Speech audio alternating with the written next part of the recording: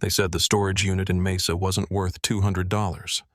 Rusted walls, cracked cement, the smell of dust and time. But when Jack Holloway, a quiet Marine veteran, opened that old steel door, he didn't find junk. He found a buried secret, sealed since 1945. Something the U.S. government had lost, and was willing to kill to reclaim.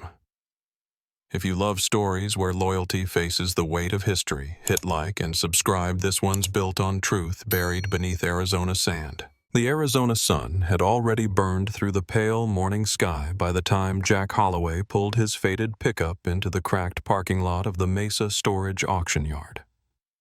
Heat shimmered above the asphalt, the kind of dry blaze that made the air itself hum. He killed the engine and sat for a moment, feeling the faint rattle of the old truck settle into silence. Beside him, his German Shepherd Duke rested his chin on the dashboard, watching a handful of bidders gather near a row of metal storage units. "Not much to look at, huh?" Jack said quietly, scratching behind the dog's ear. Duke's tail thumped once, a soft, reassuring rhythm. At 54, Jack carried himself with the quiet composure of someone who had seen too much and learned to show little. His jeans were worn at the knees, his boots dusty from years of desert ground. The VA checks covered rent on his small trailer outside Apache Junction Groceries and Duke's Kibble. Not much else. He had come today with exactly $257 in his wallet, and no particular plan other than curiosity and maybe a hint of restlessness that had followed him since leaving the Marines 15 years ago. The auctioneer, a sunburned man with a straw hat and a megaphone voice, led the group down the row. Each time a unit door clanged open, a wave of heat and the smell of dust rolled out. Old furniture, water-stained boxes, broken bicycles. It was like peering into other people's forgotten lives. Bids came quick and low, then faded when the contents proved worthless. By the time they reached Unit 19B, most of the bidders had already lost interest. The metal door creaked upward, revealing what looked like the remains of a workshop rusted tool, chests, cracked shelving, and overturned workbench. A single metal locker leaned against the back wall, its door slightly ajar. The auctioneer cleared his throat. "We'll start at 200, he barked. Silence.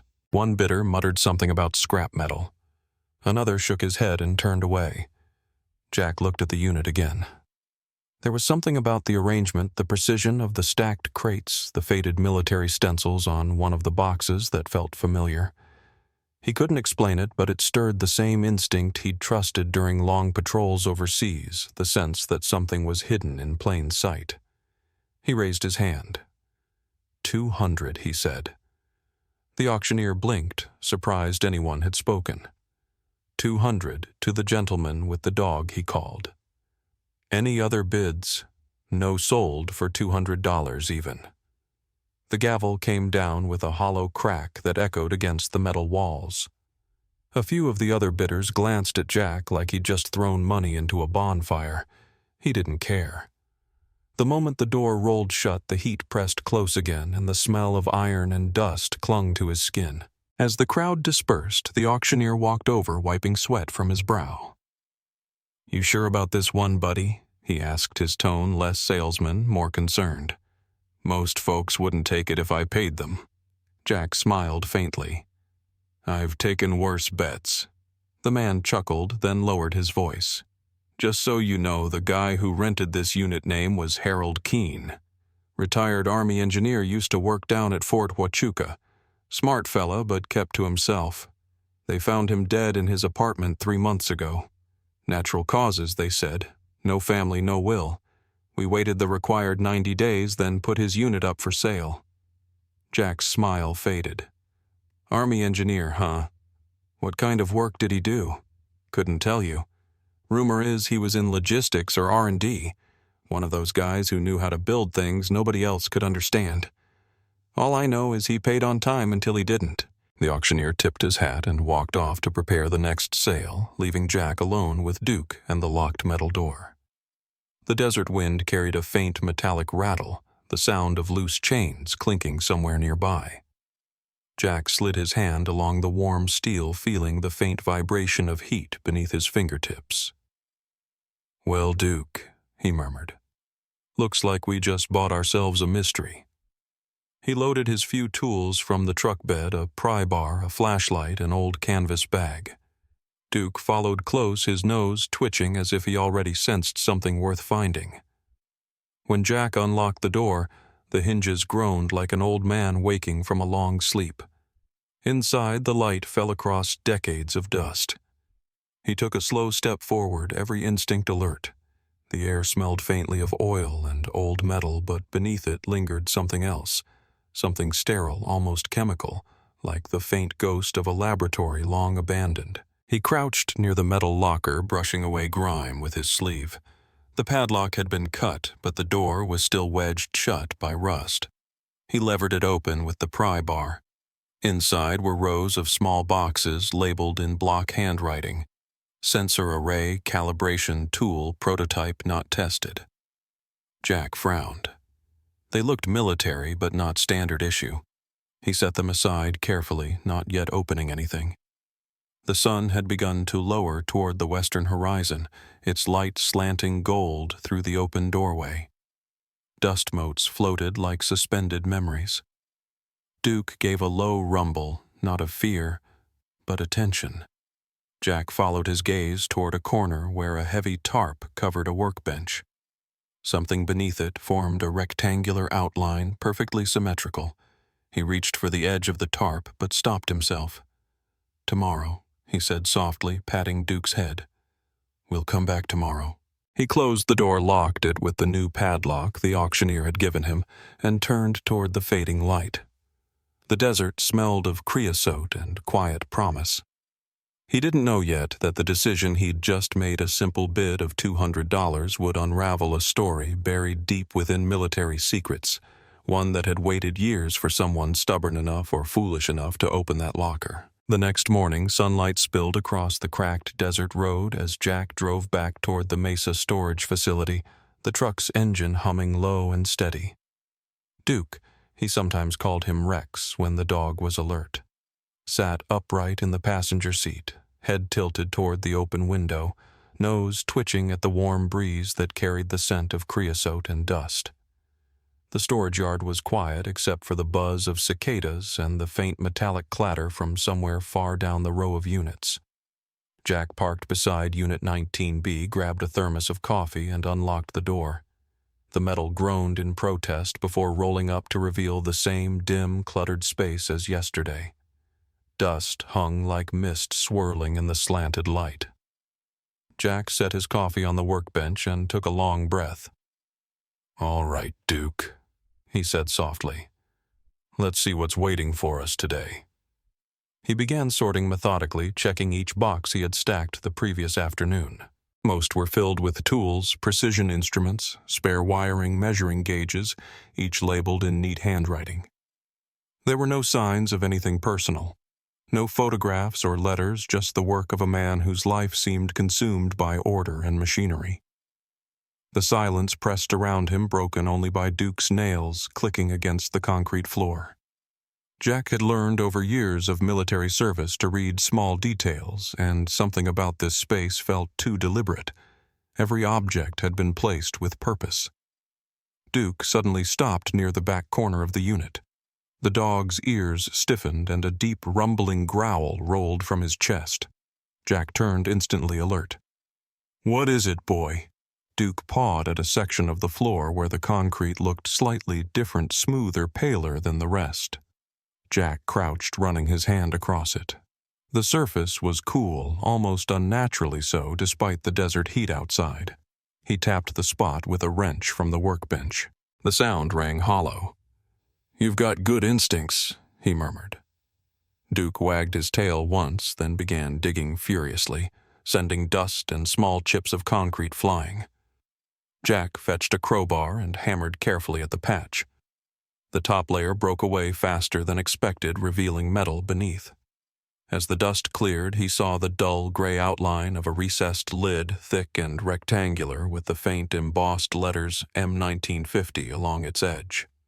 It was a safe military issue, the kind designed to survive fire, flood, or worse. The discovery sent a quiet shiver through him. He'd seen similar models on bases overseas, usually locked tight around things the government never wanted found again. Jack worked the latch mechanism with slow patience until it finally yielded a heavy click. He lifted the lid hinges, creaking as if waking from decades of silence. Inside sat a single wooden box about the size of a shoebox, wrapped tightly in a lining of lead foil. A faint smell of aged metal and oil and something like old paper rose from it. The top bore an official black stamp that read, U.S. Army Ordnance Department, 1945. Below it, almost erased by time, were stenciled words that made his breath hitch: Manhattan Engineer District. He didn't move for several seconds, only stared, heart thudding steadily in his chest. The Manhattan Engineer District. He knew the name. Every soldier did. It was the code name for the Manhattan Project, the top-secret program that had built the first atomic bomb. Carefully, he lifted the box out its weight, surprising for its size. He set it on the workbench under the single flickering fluorescent light. The lid was sealed with rusted screws, each head marked by the ordnance insignia. Jack hesitated. He wasn't sure whether to open it or call someone, but curiosity pressed harder than caution. He found a screwdriver among the engineer's tools and began loosening the screws one by one. The final one came free with a metallic snap. When he eased the lid open, he found inside not weapons or strange devices, but a collection of documents, their edges brittle and yellowed. He spread them carefully across the bench. The first page bore a faint red stamp, Confidential, Property of U.S. Government. Below, typed lines referenced materials testing isotope calibration and field storage procedures. Many of the paragraphs were redacted with thick black bars. A smaller envelope rested beneath the papers marked for authorized technical personnel only. Inside were several photographs, grainy black and white images of desert test sites, equipment arrays, and men in military fatigues standing beside sealed containers marked with radiation symbols. Jack's pulse quickened. He leaned closer to one photo showing a team loading a crate nearly identical to the one now on his bench. The caption, barely legible, read Fort Huachuca, July 1945. His mind began piecing together fragments. Harold Keene had worked at Fort Huachuca. The dates lined up exactly with the final months of the Manhattan Project. What had an Army engineer been doing with sealed materials from 1945? And why hide them in a storage unit decades later? He sat back, exhaling slowly. The old safe opened beside him like an exposed wound. The air felt heavier now, as though the desert outside had pushed its heat into the room. Duke paced restlessly, sensing his unease. Jack reached down, running a hand along the dog's back. "Easy, boy," he said softly. "We're just looking at history, that's all." But even as he said it, he didn't believe it. Jack picked up one of the documents again, this time noticing faint, handwritten notes in the margins, calculations, initials, and a single phrase underlined twice: alternate containment, field use. The handwriting matched the labels on the boxes he had seen the day before. Harold Keene hadn't just stored government equipment. He'd been working on something, maybe finishing a project long after the war ended. Maybe something he wasn't supposed to finish. The hum of the fluorescent light faltered, casting the room in flickering shadows. Outside, the wind had picked up, whistling softly against the metal siding. Jack folded the documents back into the lead-lined box and resealed the lid. Whatever this was, it was older and deeper than anything he'd imagined when he bid $200. He replaced the box in the safe and locked it again, taking the photographs and one thin folder with him. He would read them later somewhere away from the dry silence of this place. As he stepped outside, the horizon had turned copper and rose. Duke trotted beside him, tail swaying, his earlier growl replaced by calm vigilance. Jack glanced back at the storage unit one last time before locking it. In the fading light, the metal door shimmered faintly, as if guarding its own secrets. He couldn't shake the feeling that Harold Keene's death and the contents of that safe were connected by something more than coincidence.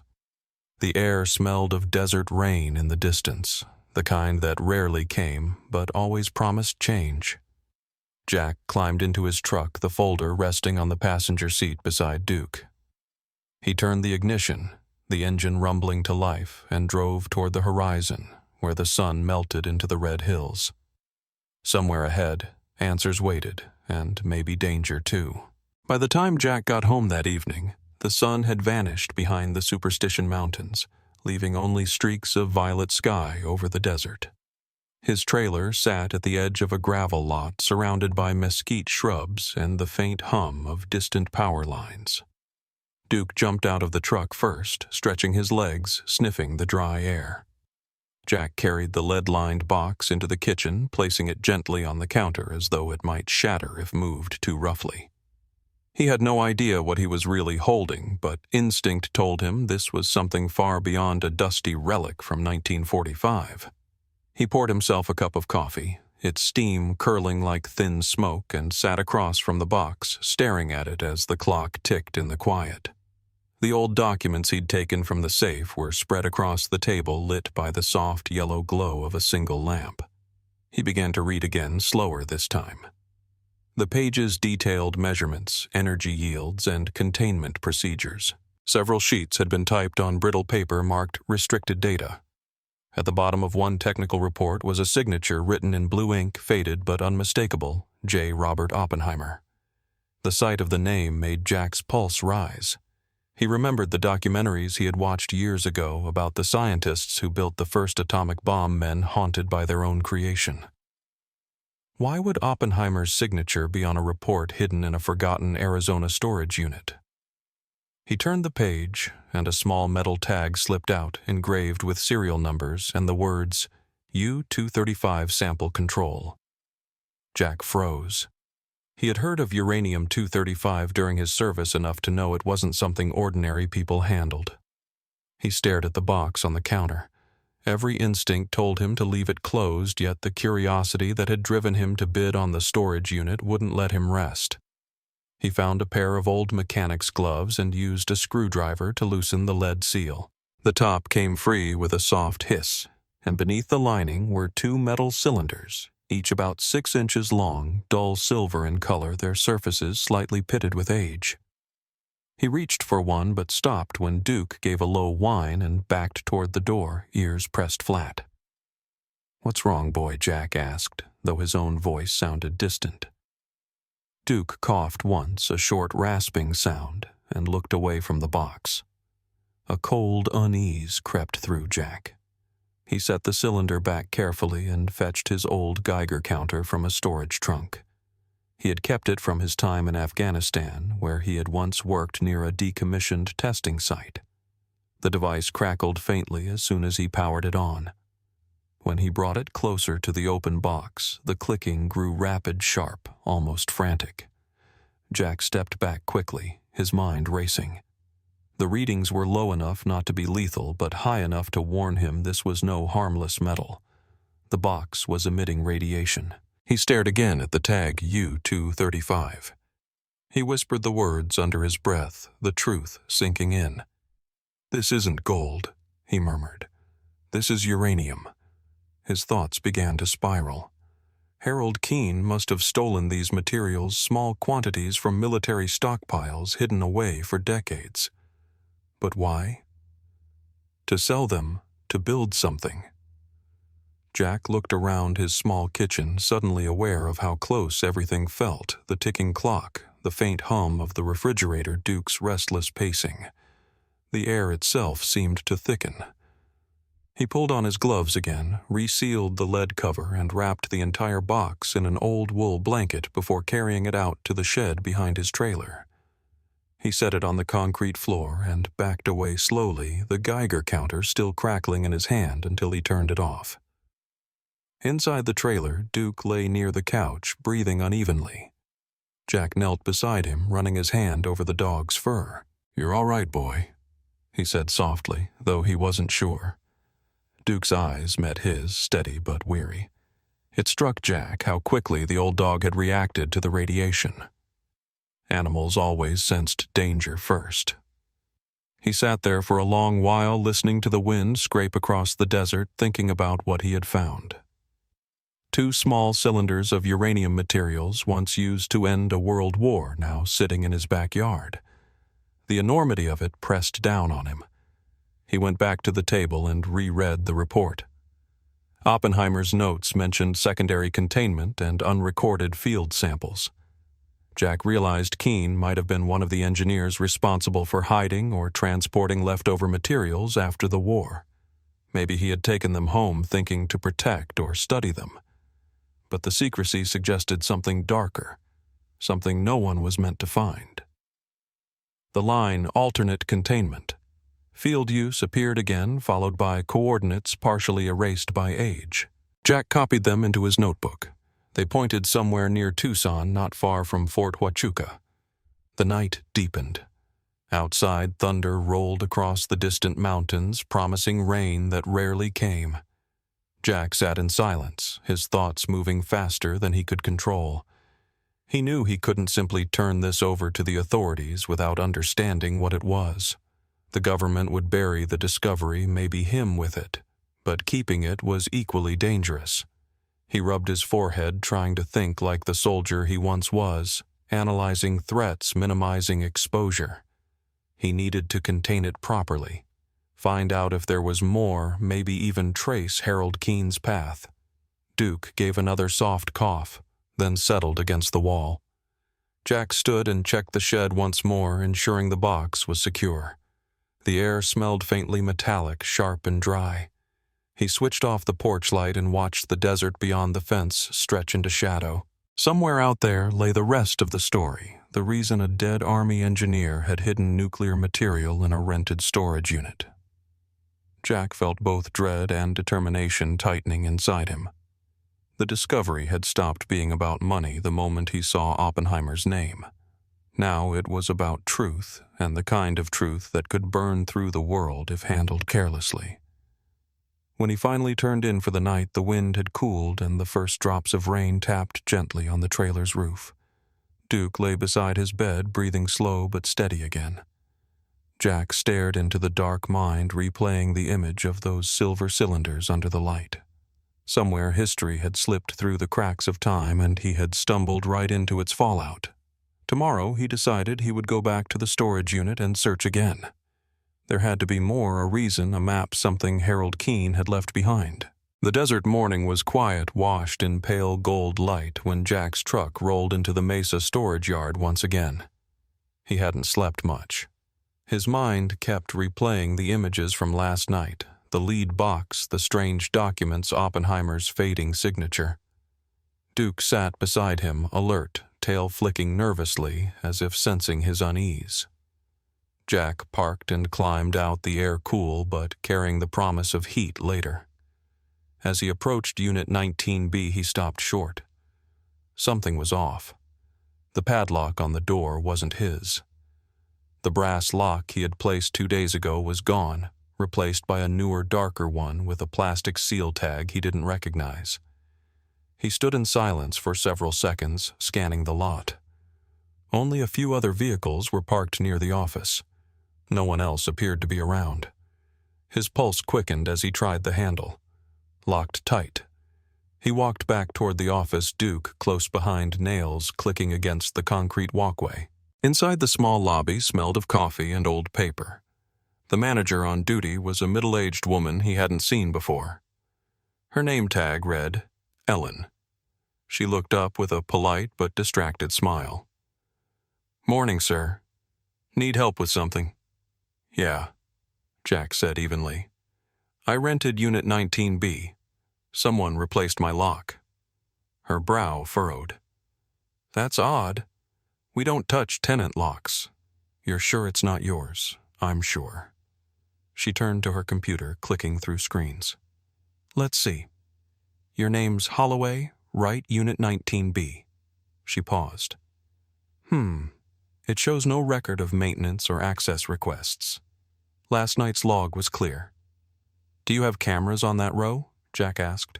She nodded, pointing to a monitor that displayed feeds from various corners of the facility. "Every unit's covered." She clicked to the file for the previous night, fast-forwarding through static-laced footage. The timestamp jumped from 10:03 p.m. to 12:09 a.m. "That's strange," she murmured. "Looks like we lost almost 2 hours of recording." Jack's stomach tightened. "Power outage."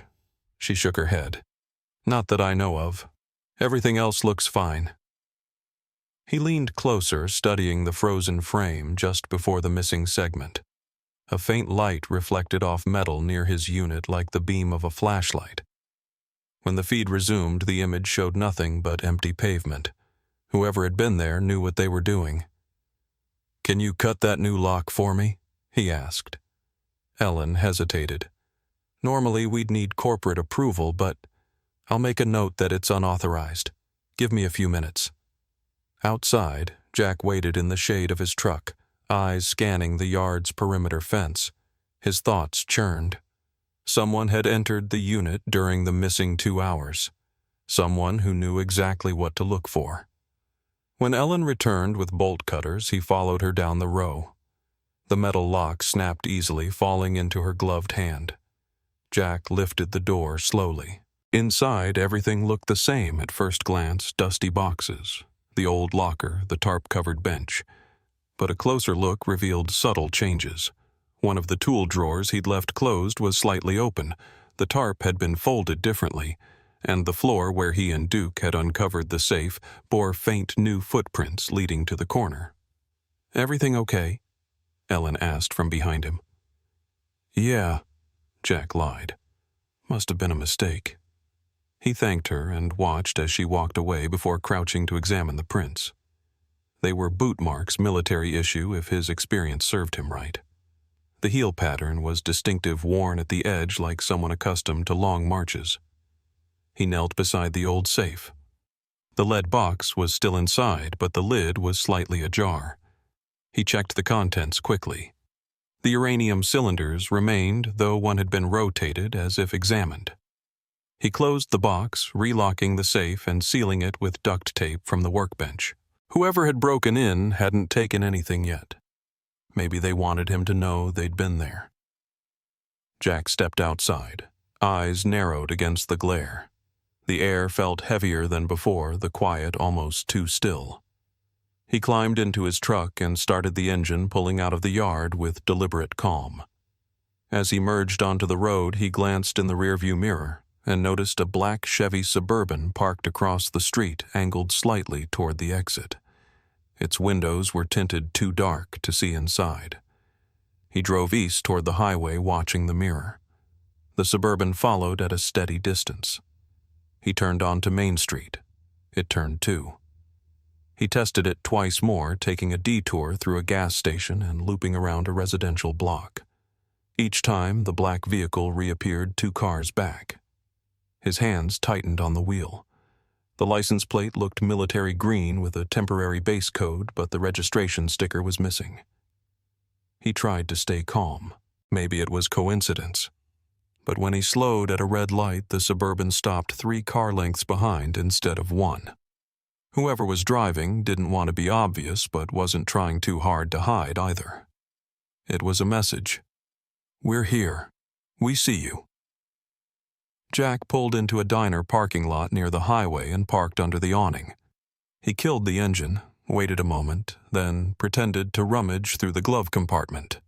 In the mirror, he saw the Suburban slow as it passed, then continue down the road. He exhaled, forcing his shoulders to relax. Duke gave a low growl from the passenger seat, watching the road long after the vehicle disappeared. They stayed there for nearly 20 minutes. Jack ordered black coffee to go, keeping one eye on the window. He couldn't shake the sense of being watched. When he finally decided to head home, the Suburban was nowhere in sight. But as he turned onto the gravel road leading to his trailer, he noticed fresh tire tracks in the dust outside his fence, wide ones like those from heavy-duty SUVs. He parked slowly, scanning the quiet surroundings. The wind had picked up, carrying sand across the yard. Nothing seemed disturbed, yet the unease lingered. Duke sniffed the air tail, stiff, a faint growl rumbling in his throat. Jack stepped toward the back of the property where the shed stood. The padlock was intact. Still, he checked the hinges, the door frame, the dirt around the threshold. No sign of entry. But near the fence line, half buried in the gravel, lay a cigarette butt still warm, the paper crumpled but not burned out completely. Someone had been standing there recently, close enough to see the trailer. Jack crushed it under his boot, his jaw tightening. He walked back to the truck and took out a small handheld radio, his old field comms unit still functional after all these years. He tuned it to a frequency he used during his Marine days, a narrow band reserved for emergency communication. Static filled the air. No voices. He switched it off and stared across the desert, where the light was beginning to fade. Whoever these people were, they weren't random thieves. They knew about the unit, the documents, maybe even the uranium. As dusk settled, the horizon glowed red and purple, the last light glinting off the barbed wire fence. Jack poured Duke's water bowl and sat on the porch thinking. He would need to move the materials soon, maybe find somewhere safer, somewhere no one could follow. The government didn't misplace uranium by accident, and if they wanted it back, they wouldn't knock on his door politely. He rubbed a hand over his face, fatigue mixing with resolve. The quiet life he'd built in the desert was over.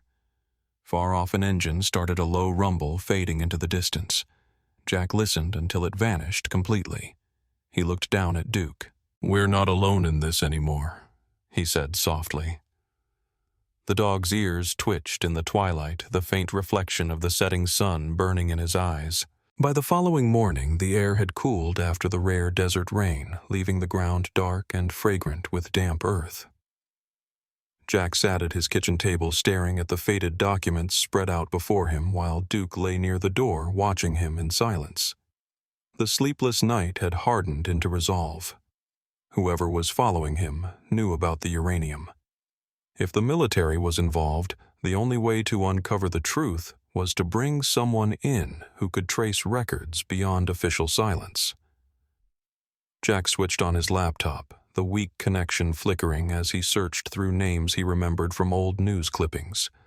One stood out: Megan Rios, an investigative journalist out of Tucson who had written several pieces about missing veterans and classified research projects connected to Fort Huachuca. Her writing had been meticulous, the kind that asked questions no one else dared to.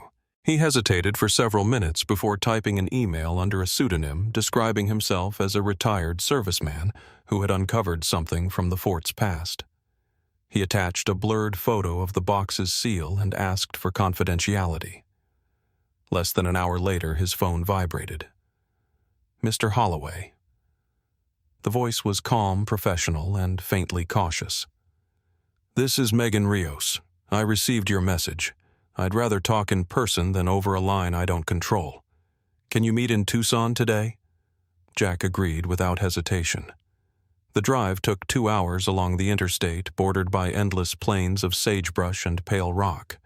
The black Suburban did not reappear, but every passing vehicle in his mirror made him tense.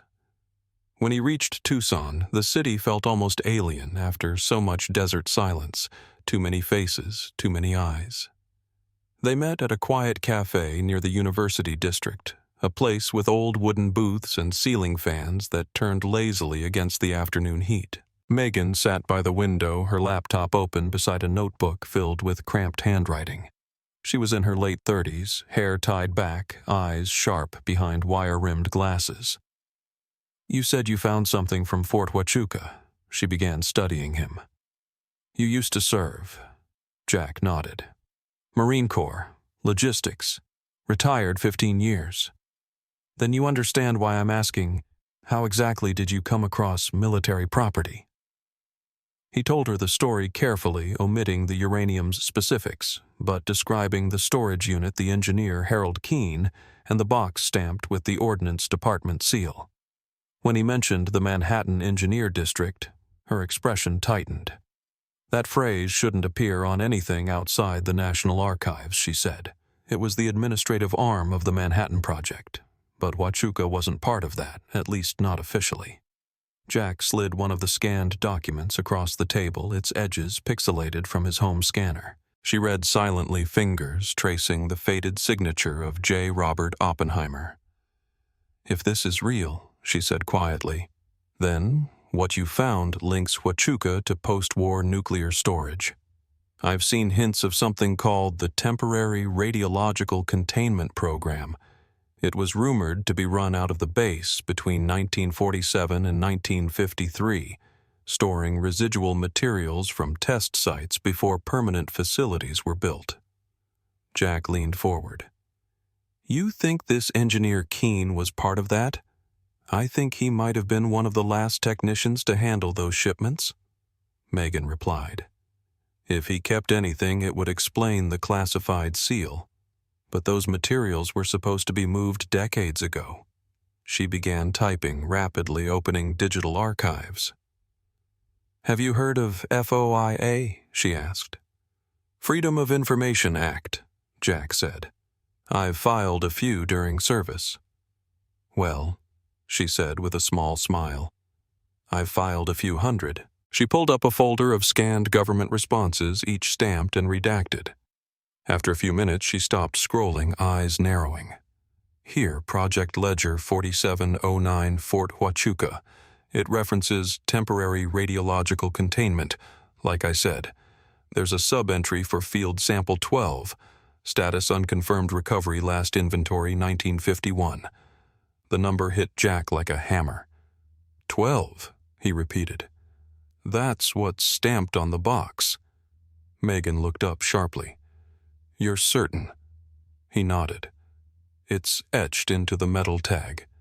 Field Sample 12. She exhaled slowly, sitting back. "Then what you found was never officially logged as retrieved. According to this, the Army reported 12 containers sent to Oak Ridge for disposal, but only 11 confirmed received. One missing. Yours." Jack stared at the screen. The implications sank in. The uranium he had was government property lost for 70 years, never declassified, and potentially still under active security protocols. "That explains the lock," he said under his breath. Megan closed her laptop. "You said someone's been watching you. If this material is what I think it is, then someone high up knows it's missing. They may not want a reporter involved." "I didn't bring you into this to endanger you," Jack said. "You didn't," she replied. "You brought me in to make sure it doesn't disappear again." They left separately, as she suggested. Jack waited 5 minutes before heading to his truck. As he pulled out of the parking lot, he saw Megan's reflection in her car window across the street, already on the phone. For the first time in days, he felt a faint sense of control returning. He wasn't alone anymore. Someone else knew. The sun had dropped low when he reached the outskirts of the city. He took a detour onto an older service road to avoid traffic. That was when he saw it again, a black SUV parked along the shoulder. No visible plates this time, engine off. Its windows mirrored the setting sun, impossible to see through. He didn't slow down.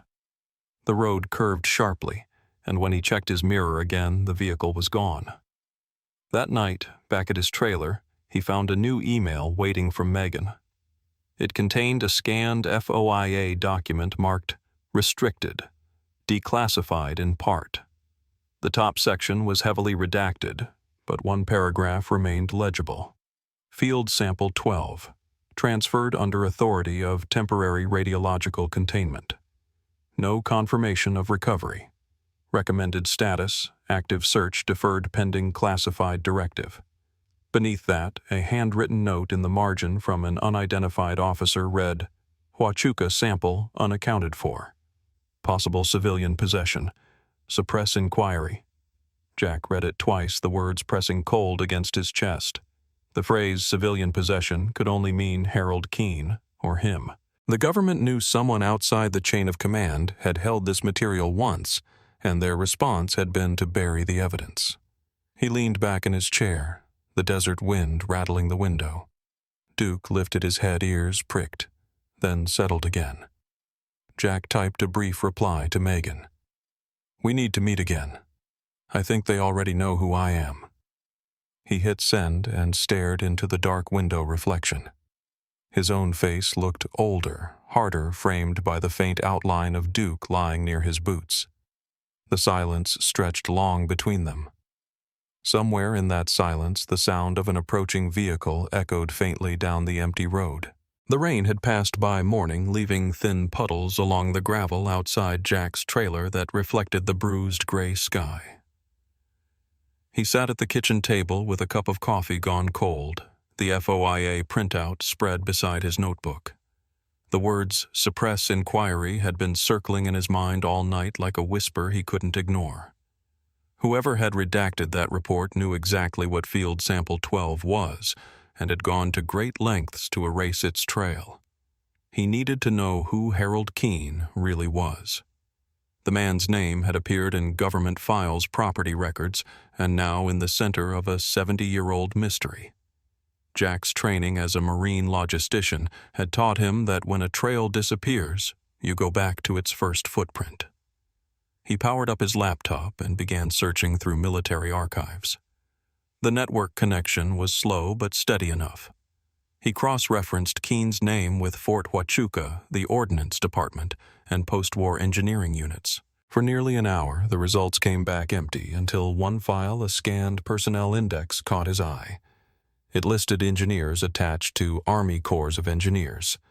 Special Projects Division active between 1946 and 1952. Among them, Captain Harold J. Keene Technical Field Support, Manhattan Engineer District Post-War Reconstruction Branch. Jack exhaled, leaning back. It was confirmation. Keene hadn't been some forgotten maintenance officer. He had worked directly under the branch responsible for dismantling and securing Manhattan project sites after the war. Jack scrolled further, reading the line of service notes. Assignment: Fort Huachuca, AZ. Radiological Containment Oversight. Clearance level top secret. The file ended abruptly with a deactivation date of 1952. No discharge form, no retirement documentation. Just silence. That absence spoke louder than any classified stamp. He copied the file, printing it for Megan. The next step was tracing Keene's later life. Jack checked census records, veterans databases, and property deeds. The last residential listing placed him in a small house outside Tucson until 1974. Then nothing. No death certificate, no Social Security claim, no tax filings. It was as if the man had vanished. Jack frowned, tapping his pen against the table. In his experience, people disappeared for one of three reasons. They ran. They died, or someone wanted them gone. He called Megan that afternoon. Her voice came through steady but urgent. "I've been digging too," she said. "You won't believe this. The VA database shows Harold Keene's medical records were flagged as inactive since 1974, same as his personnel file. But 2 months ago, someone accessed and printed them from the VA office in Tucson." Jack straightened in his chair. 2 months ago. That's before I bought the storage unit. Exactly, Megan said. I cross-referenced the request logs. The name on the authorization form was blacked out, but it carried a federal access code belonging to the Department of Energy. Jack stared at the wall, his pulse picking up. They reopened his file before the auction. "Which means they knew where that unit was," she said quietly. Keene might have been under watch for years. Or maybe he wasn't dead at all. Jack rubbed his temple. His death certificate said natural causes. Filed by who? Megan asked. He paused. He hadn't thought to check. He opened the state records database and searched the certificate number listed in the auction documents. It returned an error invalid entry. He tried again this time, searching by Keene's full name. The system returned 2 results, one active, one deceased.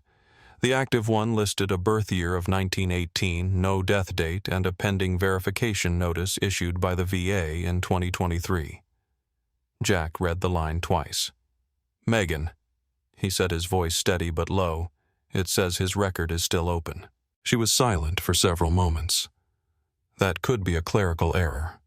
Or he's alive, Jack said. That would make him over 100 years old. Then maybe someone else is using his identity, Jack replied. Someone who wanted access to his files. Megan sighed softly through the line. I'll check the VA Tucson building. Maybe security footage or visitor logs still exist. Be careful, Jack said. I always am, she answered, but her tone carried tension. After hanging up, Jack turned back to the folder of documents he had gathered. One note in the FOIA release mentioned retrieval oversight to be handled internally by Corps liaison, Keene. It was possible Keene had been assigned to recover missing radiological material and instead kept it hidden. Maybe he had believed it was too dangerous to return to circulation. Jack found himself wondering what kind of man did that, patriot or traitor. By late afternoon, clouds gathered over the desert again, dark and heavy. Jack decided to return to the storage unit for one more inspection before dusk. The drive felt longer than usual, his thoughts running in circles. When he arrived, the lot was nearly empty. The padlock on his unit was untouched this time, but the air smelled faintly of oil and dust. Inside, the space looked undisturbed, though his instincts told him it never truly was. He examined the walls more closely, tapping along the metal siding until a dull echo gave way to a hollow thud. He pried open a narrow panel and found a small pocket of space between the inner and outer walls. Stuffed inside were 2 envelopes wrapped in wax paper. He opened the first carefully. Inside were a few old black and white photographs, Keene standing beside 2 men in Army uniforms, one of them wearing a badge marked Project Reclamation, 1950. The second envelope contained a folded letter written in faded blue ink. The handwriting was precise, measured, and signed at the bottom, H. Keene. The letter read, If you are reading this, I have failed to destroy what was entrusted to me. They will come for it eventually. The field sample was not meant to exist. Keep it sealed. Do not contact the base. Jack folded the letter slowly, a chill running through him. The words, "They will come," echoed in his mind. Outside, Duke gave a sharp bark. Ears pricked toward the chain-link fence. Jack stepped out, scanning the perimeter. Nothing moved except a dust devil twisting far off the road. Still, the dog didn't relax until several minutes passed. He locked the unit again and drove toward Tucson, the letter on the passenger seat beside him. As twilight deepened, he noticed headlights appearing in his rearview mirror far back, but steady. He turned onto a smaller highway, accelerating slightly. The headlights followed. His grip tightened on the steering wheel, but he kept his speed even.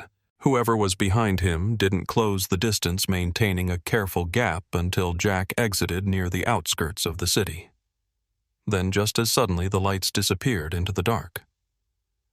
At a diner on the edge of town, he met Megan again. She looked tired, eyes shadowed but determined. "You were right," she said quietly, sliding a file across the table. "I checked the VA visitor logs. 2 months ago, someone accessed Keene's records in person. The signature was scribbled, but the ID badge used belonged to a man named Harold J. Keene." Jack stared at her, the noise of the diner fading to silence. "So either the government is using his name," she said, "or the man who was supposed to be dead for 50 years just walked into a federal building." Jack's hand rested on the folded letter in his jacket pocket. Maybe he said his voice steady. He never stopped guarding the sample. Night had fallen heavy and silent over the desert. Jack sat by the window of his trailer, the glow of the lamp stretching long across the table where Keene's letter still lay unfolded. The sound of insects buzzed faintly beyond the screen door, and Duke slept near his boot's tail, twitching as if dreaming of something distant. Jack was reviewing the coordinates scribbled in Keene's old notebook when his phone vibrated against the table. The message appeared from an unlisted number, only a single sentence. "Want to know what Field Sample 12 is? Meet me at Apache Junction, 9 p.m. There was no name, no signature, only a location known for its maze of desert trails and forgotten mines. Jack read it twice, heart steady but heavy. He knew traps when he saw them, yet something told him this wasn't one. The phrasing, the choice of place, it felt deliberate, like a hand extended from the past. He looked at Duke, who had lifted his head now, sensing the shift in mood. "We're going for a ride," Jack said quietly, checking his revolver, not for violence, but reassurance. He slipped Keen's letter and the photo of the Fort Huachuca team into his jacket pocket. The drive to Apache Junction was a long stretch of open road framed by ghostly silhouettes of saguaros and mountains glowing faintly under the moon. Every so often, Jack glanced into the rearview mirror. The black Suburban didn't appear, though he half expected it. The night sky was vast and star-filled, the kind of quiet that could either comfort or warn. He reached the meeting point, an old rest stop just outside the town limits, where a boarded-up gas station leaned beneath a flickering streetlight. The clock on his dashboard read 8:57. Jack parked and waited. Minutes passed. Then, from beyond the road, headlights approached, slowly cutting through the dust. An old Ford pickup rolled into view, its engine rattling softly. A man stepped out, tall but frail, wrapped in a worn jacket far too big for his frame. The face that turned toward Jack was lined like desert rock eyes, pale but clear. Jack froze. "Mr. Keen." The old man gave a faint nod. His voice came rough and dry. "You shouldn't have come, but I figured you would." Jack stepped closer, every instinct conflicted. "You're supposed to be dead." Keen smiled thinly. That's what they needed everyone to think. They stood in silence for a long moment, the desert wind whispering between them. Finally, Jack asked, "Why contact me?" "Because you opened the box," Keen said simply, "and because you didn't sell what was inside." He gestured for Jack to follow him toward the edge of the lot where the desert opened wide and silver under the moonlight. They stopped beside a boulder, its surface marked with faint military stencils worn almost invisible by time. Keen rested a trembling hand on it. Field Sample 12. He began wasn't supposed to exist. It was part of a post-war recovery program. After Hiroshima and Nagasaki, they gathered what was left residual material, unspent fuel, anything they thought could be reused. But by the 1950s, the Army was under pressure to dispose of it quietly. I was assigned to Huachuca as part of the containment division. We stored the recovered uranium temporarily, awaiting transfer to Oak Ridge. Only one shipment never made it. Jack listened without interrupting. The air around them felt charged not with danger, but history. Keen continued, voice lower.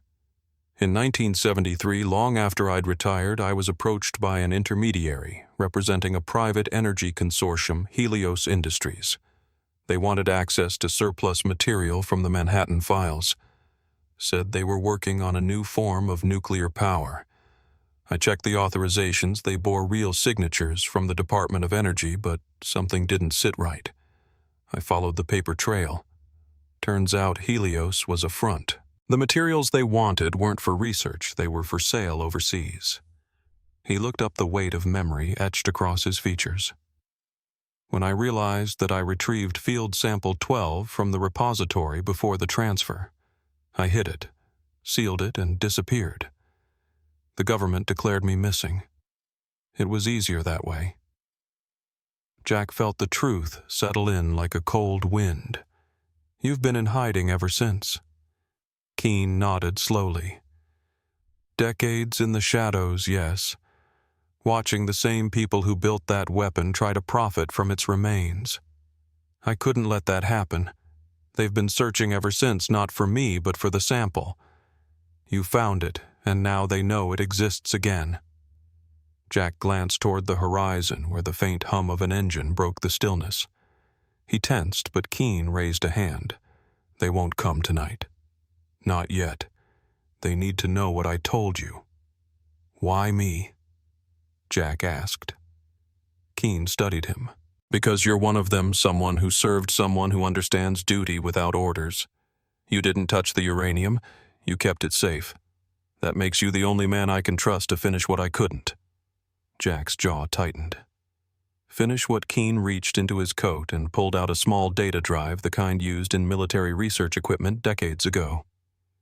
Everything I documented is here, proof of the attempted sale, the falsified contracts, and the coordinates of where the remaining samples were buried.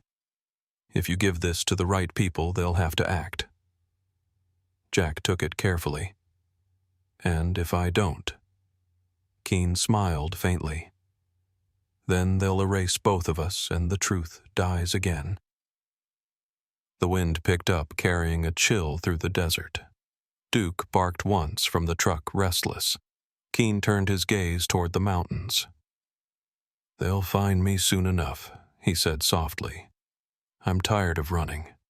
But you still have time. Jack wanted to argue, to offer help, but Keen shook his head. Go now. If you stay, they'll follow your trail. The drive is encrypted. Only a government mainframe can open it. Trust no one outside the chain of record. Before Jack could respond, headlights flared far down the road. A vehicle was approaching, fast dust trailing behind it. Keen stepped back, his silhouette small against the wide expanse of desert. Go, he said firmly. Jack hesitated only a moment before turning toward the truck. Duke was already inside, ears flat, ready. Jack started the engine and pulled onto the road, glancing once in the mirror. The headlights reached the rest stop, washing Keen in white light. Then, as the dust rose, his figure was swallowed by it. Jack drove east, the road stretching endless before him, the data drive warm in his palm. The truth was no longer buried. Somewhere behind him, the past had awakened, and now it was chasing him through the desert night. The next day, the desert looked deceptively peaceful, but the wind carried a weight Jack couldn't shake. The events at Apache Junction had left his nerves taut, his mind replaying Keen's tired eyes and the haunted tone in his voice. Jack parked his truck near the edge of a dry ravine miles from town, a place Keen had chosen for their next meeting. The old man had sent a message through a secure line Megan arranged, saying he had one last thing to give, something that would expose everything. Jack brought only the essentials, a canteen, his revolver, and Duke. The sky burned orange as the sun drifted toward the horizon. He checked his watch. 5 minutes to 6. The wind pressed across the sand like breath over glass. A figure appeared in the distance, limping slightly as he approached along the ridge. Keen wore the same worn jacket, dust coating his hat brim. Jack rose to meet him halfway. You shouldn't have come out here alone, Jack said quietly. Keen gave a small smile. Solitude's a habit by now. Besides, this can't wait. He reached into his jacket, pulling out a small metal case. This is the duplicate drive. It contains all the contracts Helios forged, along with names tied to the Department of Energy. I've hidden the original in a place they can't touch, but this one will be enough to make them panic. Jack nodded, scanning the horizon. The desert stretched endless and golden. We should move fast, he said. I agree, Keen replied, his breath uneven. There's one more thing. If something happens to me, you need to know. A sudden echo cracked through the air, sharp and violent. The old man stiffened mid-sentence, a bloom of red spreading across his chest. Jack reacted instinctively, grabbing Keen as another shot rang out, kicking up sand beside them. Down, he shouted, pulling the older man behind a cluster of rocks. Duke barked, teeth bared, scanning the open slope. 2 silhouettes emerged from the ridge above, men in tactical gear, their movements practiced and silent. One aimed low, while the other advanced along the left flank. Jack drew his revolver, fired once, forcing the nearer shooter to dive behind a boulder. The return shots hissed close, ricocheting off stone. He glanced at Keen, who lay gasping, blood seeping through his shirt. Hold on, Jack said, but Keen's hand gripped his sleeve weakly. The drive, don't let them. His voice faltered. He pressed the metal case into Jack's palm with what little strength he had left. Jack shoved it into his jacket pocket, heart pounding. Duke barked again, low and furious warning of movement behind them. Jack peeked over the rocks. The second assailant was circling wide, trying to cut them off. "Stay!" Jack commanded the dog softly, then fired twice more. The man dropped low, firing back. Sand exploded beside Jack's arm, stinging like glass shards. He ducked, breathing through clenched teeth. He leaned over Keen. "I'm not leaving you," he said, but Keen shook his head faintly. "Go," he whispered. "They're not after me anymore." Jack hesitated only a second before checking the man's jacket for anything he might have wanted him to keep. His fingers brushed a small inner pocket inside a thin memory card, no bigger than his thumbnail. He pocketed it just as another bullet chipped the rock beside him. He grabbed Keen's revolver, tucking it into his belt, and gestured for Duke. "Let's move." They crawled backward along the ridge, keeping low. The shooters advanced steadily, one calling to the other in short bursts of coded speech. Jack spotted a narrow depression leading toward a dry arroyo below. He slid down gravel, scraping his boots Duke close on his heels. They landed hard, sending up a cloud of dust. The ravine twisted sharply, offering cover. Jack sprinted through the shadows, lungs burning. A bullet cracked against the rocks behind him, echoing like thunder. He turned and fired once more, forcing the attackers to pause. The setting sun threw long stripes of orange across the landscape, and the air shimmered with heat and dust. Duke stayed close, his breathing heavy but steady. Jack ran until the gunfire faded. He crouched behind a ridge chest, heaving, listening. The desert had fallen silent except for the distant rush of wind through brush. He waited another minute before climbing cautiously to the top. From there he could see the glint of headlights far away, a vehicle waiting where the road met the desert. Whoever they weren't amateurs. They had expected Keen to lead them straight to the truth. He turned back toward the rocks where they'd taken cover, the distance shimmering in the fading light. Keen's body lay still, one arm draped over the sand, the sun reflecting faintly off the metal case beside him. Jack swallowed hard. He wanted to go back, but instinct told him the shooters were still watching. He whispered a quiet prayer instead, the words lost to the wind, and turned toward the east. When darkness fell completely, he reached the truck hidden behind a low ridge several miles away. He slid into the driver's seat, Duke collapsing beside him. The old dog's fur was streaked with dust, his sides rising and falling with deep breaths. Jack sat for a moment, gripping the steering wheel, his pulse finally beginning to slow. He pulled the small memory card from his pocket and held it under the dashlight. A few characters were etched into its surface. LAS 35 dg from Phi 2 and 106 dg 18. W coordinates. He recognized the region instantly. Los Alamos, New Mexico. He inserted the card into his laptop, heart pounding. A single encrypted file appeared labeled Secondary Containment Log, 1973. He couldn't open it without a password, but the metadata listed its creation by H. Keen, DOE Division R. Jack leaned back, exhaling slowly. Keen had known this might happen. The card was his insurance, a map leading to the rest of the truth. Duke shifted, laying his head on Jack's knee. Outside, the horizon still held the faintest trace of red, the last light of the dying day.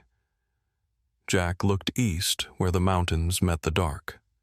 Los Alamos, where it had all begun, and maybe where it would finally end. He started the engine. Gravel crunched beneath the tires as the truck moved forward, the headlights cutting a narrow path through the desert night. Behind him, somewhere in the endless stretch of sand, the wind rose again, carrying with it the echoes of gunfire and a man's unfinished story. The desert stretched for miles behind Jack as he crossed into New Mexico, the highway shimmering under the heat that refused to die even after sunset. The cab of the truck was quiet, except for the hum of the tires and the steady breathing of Duke beside him. The coordinates burned in his mind: Los Alamos, the birthplace of the atom. Every signpost that marked his progress eastward felt heavier than the last. When he finally stopped for gas in Santa Rosa, he called Megan from a payphone near the station.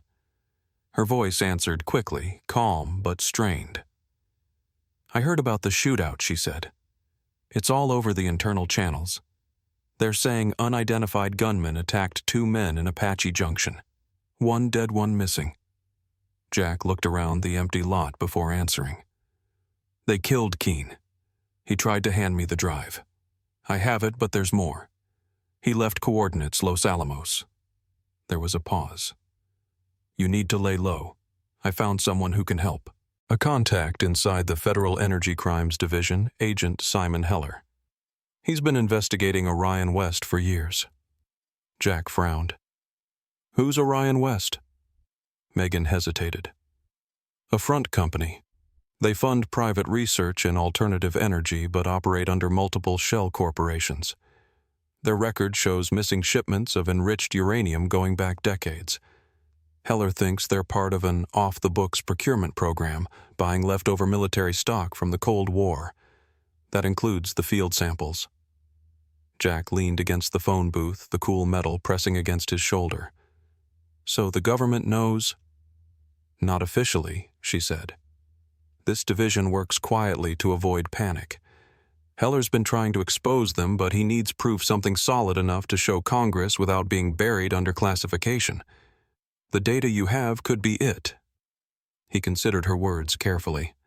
"Then we share it, but not electronically. Too risky." Megan agreed. "I can meet you halfway, maybe Albuquerque. I'll bring Heller. We'll copy the data through a secure line." Jack ended the call with a brief nod to the empty horizon. He could trust Megan, she had proven that. Still, the idea of meeting a federal agent stirred old instincts. He'd seen good men buried under classified reports that never reached daylight. He arrived in Albuquerque the next morning, parking in the shadow of a half-empty industrial park where Megan had arranged the meeting. She was already there, her rental sedan parked beside a dusty white government SUV.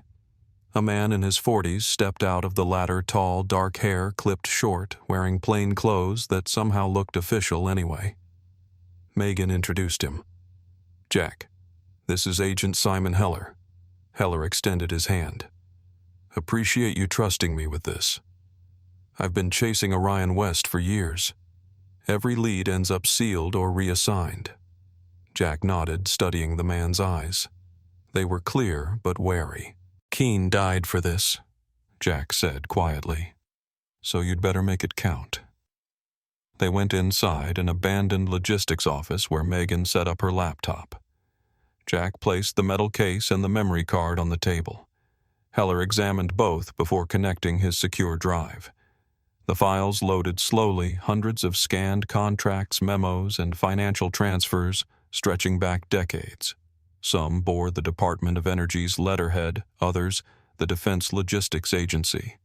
But one set of documents stood out: correspondence between Orion West executives and retired federal officials. Heller leaned forward as lines of data scrolled across the screen. This is what I've been looking for. Enrichment authorizations signed by men who left government service 30 years ago. They've been stockpiling uranium under civilian cover." Megan pointed to one document in particular. "Look at the dates. This memo references storage sites reclassified as private surplus holdings, right before Keene disappeared." Jack's jaw tightened. They tried to make it legal on paper. When he wouldn't cooperate, they erased him. Heller exhaled slowly, rubbing his chin. "There's more. The auction records for your storage unit were manipulated. The facility was on a list Orion West managed through a property management subsidiary, Desert Crest Holdings. They intended to reclaim the material quietly by buying back the unit. The bidding was supposed to be fixed, but you walked in at the last second and outbid their man." Jack stared at him. "So they came after me because I ruined their recovery plan?" "Exactly," Heller said. They didn't expect anyone else to care about a forgotten warehouse. Megan closed her laptop and looked at Jack. You see why we couldn't go public yet. If they know we're sharing this, they'll try to destroy every trace of it. Heller added, I can get this into federal custody through a secure channel, but we need verification from the original location, Los Alamos. The coordinates Keene left could prove this isn't just paperwork. Jack nodded. Then that's where I'm headed. Megan frowned. Not alone. They'll have people watching the routes. We can send a team. He shook his head. Teams draw attention. I move quiet. Always have. Heller looked from one to the other. If you go keep this burner phone, it connects directly to me and no one else.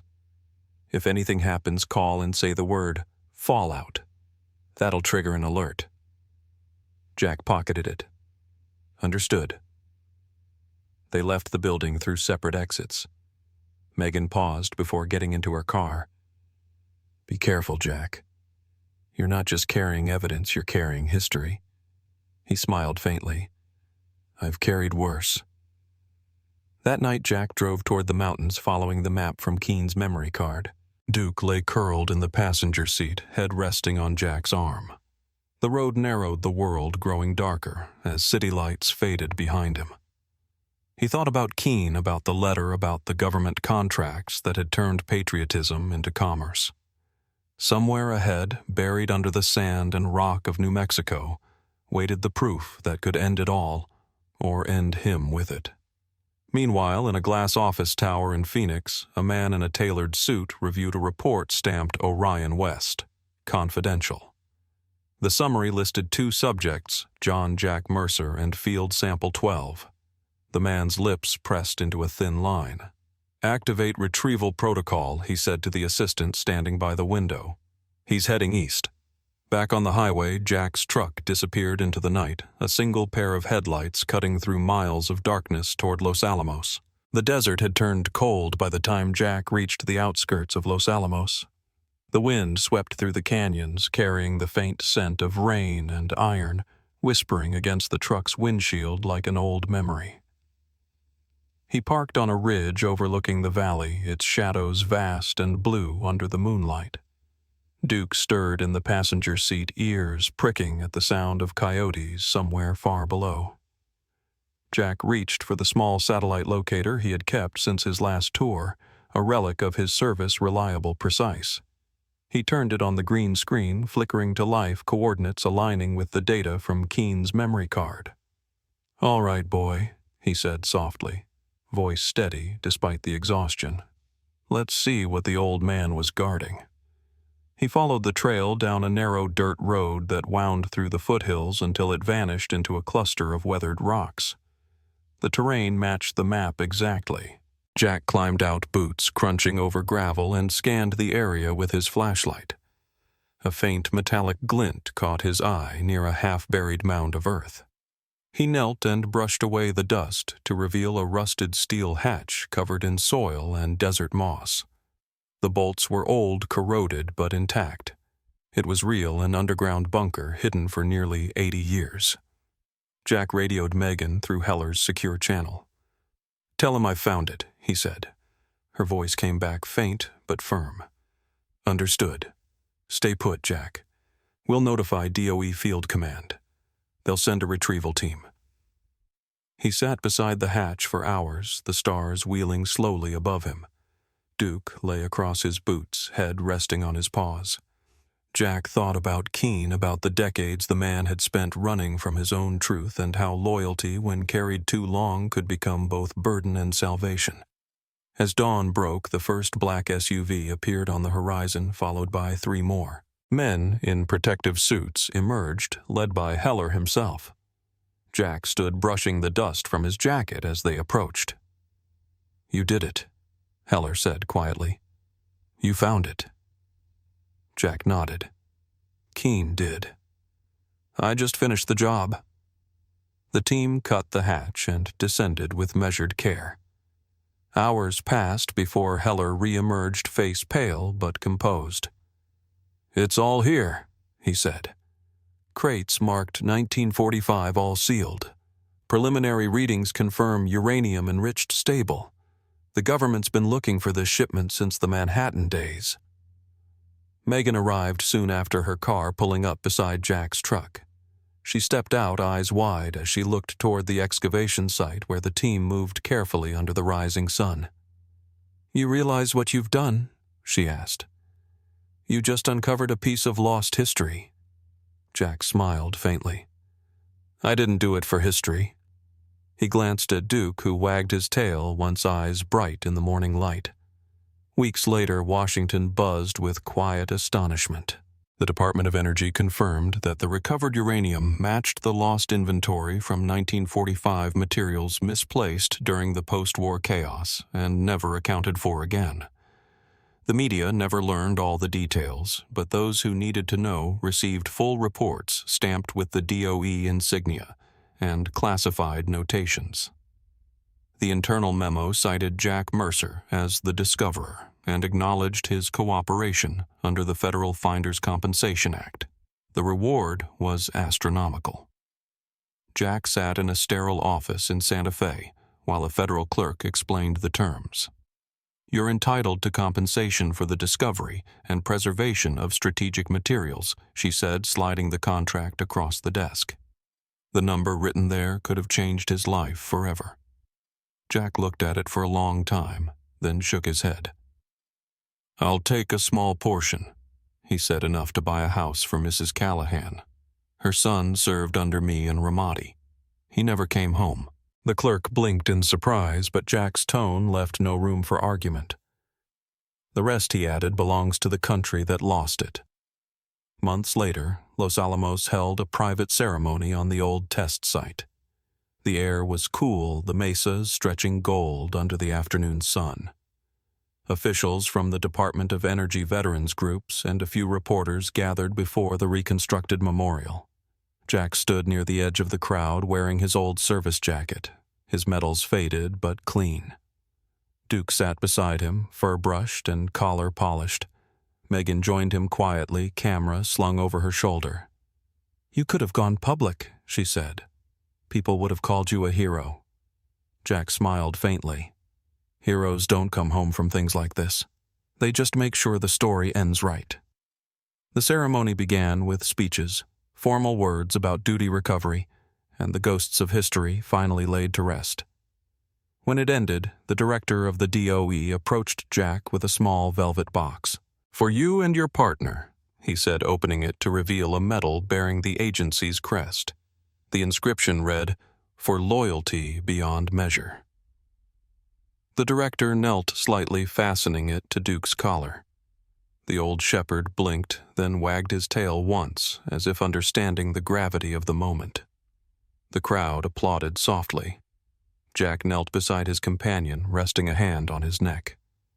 "You earned that one," he murmured. Duke licked his fingers gently, eyes reflecting the light. Later, as the crowd dispersed, Jack stood alone overlooking the valley where the hidden bunker had been unearthed. The cranes and equipment below gleamed under the fading light, sealing away the last of the war's forgotten secrets. Megan joined him one final time, her notebook closed. "What will you do now?" she asked. He looked out across the land, the same land that had witnessed so much invention, destruction, and redemption. "I think I'll build something quiet," he said. "Maybe help Mrs. Callahan move in. Duke could use a yard." The sun dipped lower, painting the desert in gold and red. Megan smiled softly. "For what it's worth, Jack, you gave the country back a piece of its soul." He nodded once, gaze steady. Then it was worth the trouble. As they walked away, the flag over the memorial caught the last light of day waving gently in the high wind. Duke trotted ahead, metal glinting on his collar, his tail sweeping through the dust. The world felt quieter now, the air lighter. For the first time in years, Jack didn't feel like a man chasing ghosts. He felt like a soldier who had finally come home. If this story stirred something in you, take a moment to like and subscribe. It helps more than you know. Tell me in the comments where you're watching from and what part of Jack's journey struck you most. Was it the buried truth beneath the Arizona sand, or the loyalty that outlasted war itself? I read every word you leave behind. Let's see how far this story can reach.